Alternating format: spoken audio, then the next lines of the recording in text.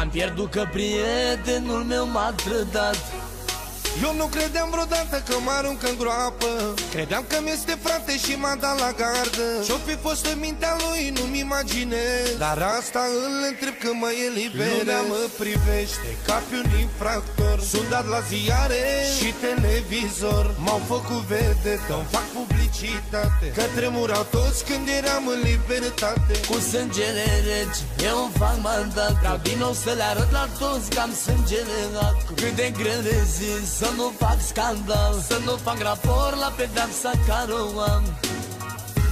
Banii, credeam că mă pun bine. Aici nu ar fi greu dacă aș fi cu tine.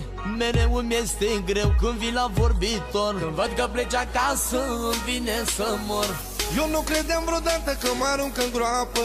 Credeam că mi-este frate și m-a dat la gardă. Ce-o fi fost în mintea lui nu-mi imaginez, dar asta îl întreb când mă eliberez. Lumea mă privește ca pe un infractor. Sunt dat la ziare și televizor. M-au făcut vedetă, îmi fac publicitate, că tremurau toți când eram în libertate. Cu sângele rece eu îmi fac mandat. Vreau din nou să le arăt la toți că am sângele acru. Cât de greu rezist să nu fac scandal, să nu fac raport la pedeapsa care o am.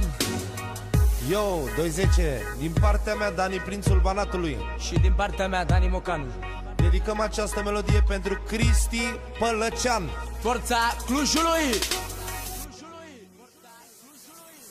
Lumea mă privește ca pe un infractor. Sunt dat la ziare și televizor. M-au făcut vedetă, îmi fac publicitate, că tremurau toți când eram în libertate. Cu sângele rece eu îmi fac mandat. Vreau din nou să le arăt la toți că am sângele acru. Cât de greu rezist să nu fac scandal, să nu fac raport la pedeapsa care o am. Lumea mă privește ca pe un infractor. Sunt dat la ziare și televizor. M-au făcut vedetă, îmi fac publicitate, că tremurau toți când eram în libertate.